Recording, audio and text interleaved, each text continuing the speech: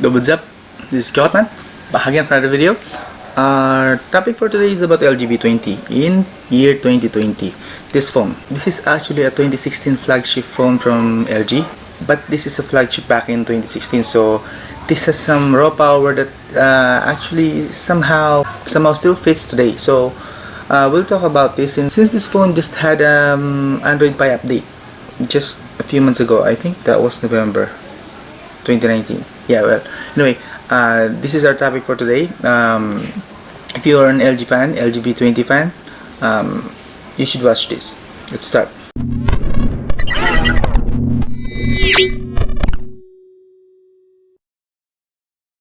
So I'll try to make this quick. First of all, this is the LG V20 F800S Korean variant. This phone was released in 2016, September 2016, so this is around 4 years or something, more than 3 years. By the way, this is the hardware spec for the LG V20. For those of you who do not know the spec yet, this is powered by Qualcomm Snapdragon 820 and currently it runs on Android Pie OS. When this was released, this was on Android Nougat, and then last year, I think around November, yeah, I posted a video about the update. It finally got the Pie update, so it's a long time coming, but it did arrive, but only for the Korean variants LG V20, so that F800S, K, and L. So if your Korean variant is not with F800, we don't have any news yet of when the Pie update will arrive on you soon, or your phone. Some variants, I think, are still stuck in the Android Nougat, so that's bad for them.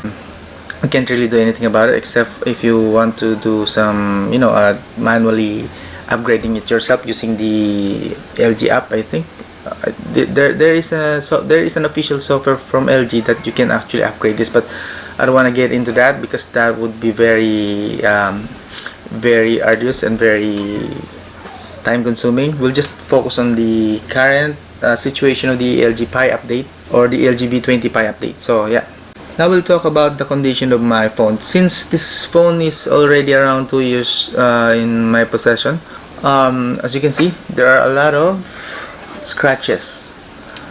Can you see that? There, the scratches are all very visible.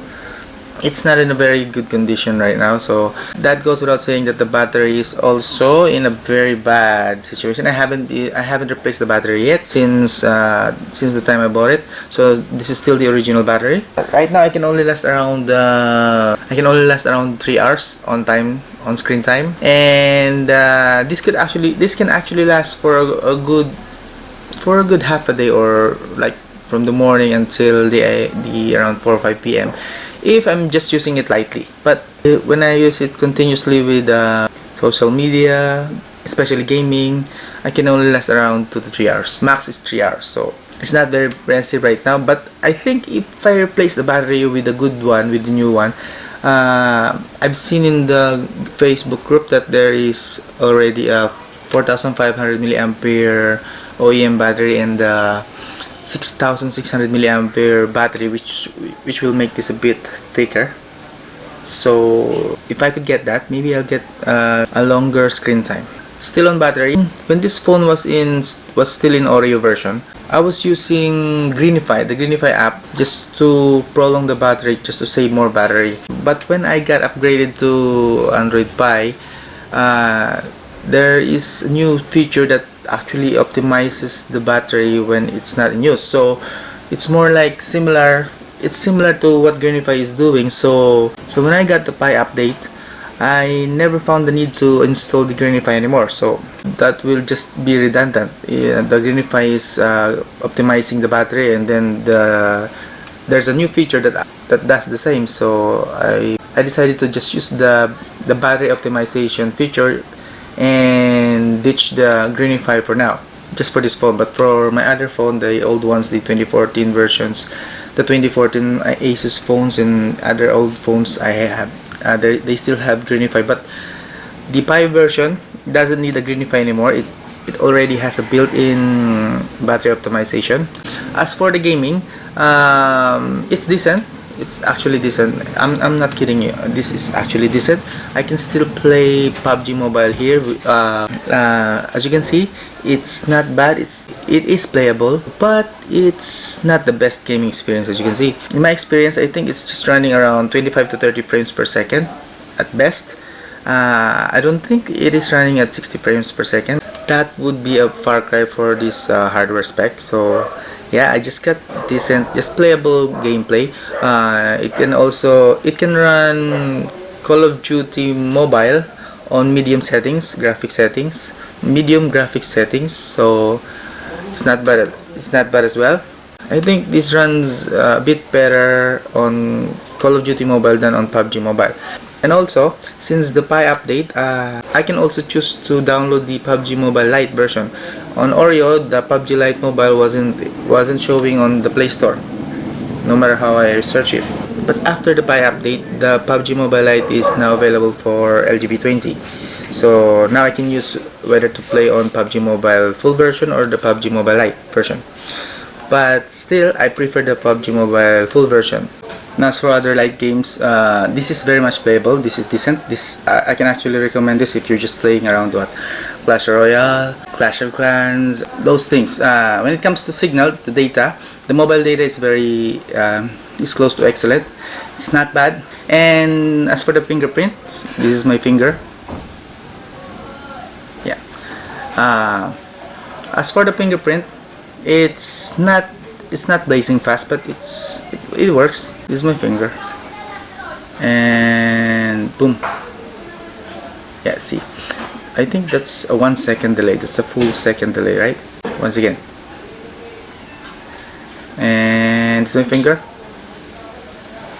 Yeah, there's around 1 second delay. That's not impressive, but still it works. It's responding, but it's not blazing fast. It's not the most impressive. It's not what you can call very quick, but it works. Now for the camera, I know you're waiting for the camera.